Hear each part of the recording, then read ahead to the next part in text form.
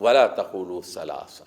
تین مت کہو، تین خداؤں کا کی بات زبان پر مت لے آؤ، ولا تقولوا ثلاثہ۔ دیکھیے قرآن مجید ابہام سے کام نہیں لیتا، گول مول بات نہیں کرتا، مخاطب بھی بالکل صاف ہیں یا اہل الکتاب، اور گفتگو میں ابہام سے کام نہیں لیتا، بالکل صاف، یہ کلام مبین ہے، کلام صریح ہے، تبیین سے تشریح سے کام لیتا ہے۔ لا تقولوا ثلاثہ، تین مت کہو، تین کی رٹ چھوڑ دو، تین خدا نہیں ہے، ایک ہے۔ لا تقولوا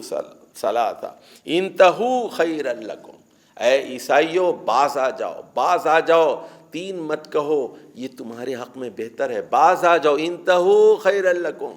تین کا لفظ زبان سے مت نکالو، تین خدا نہیں ہیں۔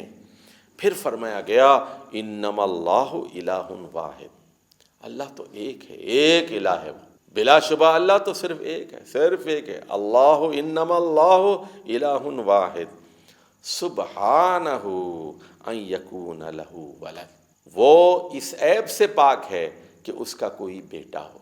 وہ احد ہے،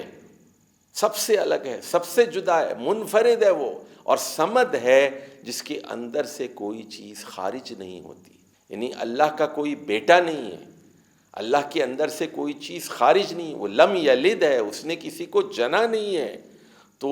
اس الزام سے وہ پاک ہے، سبحانہ ان یکون لہ ولد، اس عیب سے، اس نقص سے، اس الزام سے، اس بہتان سے وہ پاک ہے کہ اس کا کوئی بیٹا ہو، اس کی کوئی اولاد ہو۔ لہو ما فی السماوات وما فی الارض،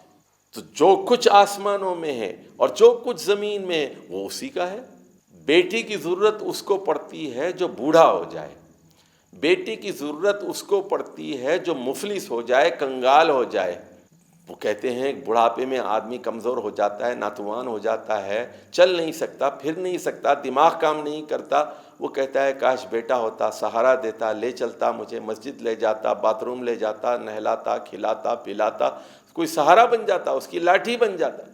اللہ نہ مرتا ہے، نہ اللہ بوڑھا ہوتا ہے، نہ اللہ کے اقتدار میں کوئی کمی ہوتی ہے، نہ اس کی آمدنی کم ہوتی ہے،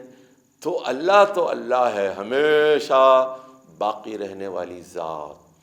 کل من علیہا فان ویبقى وجہ ربک ذو الجلال والاکرام، کل شیء ہالک الا وجہ، ہر چیز ہلاک ہونے والی ہے سوائے اللہ تعالیٰ کی ذات کے۔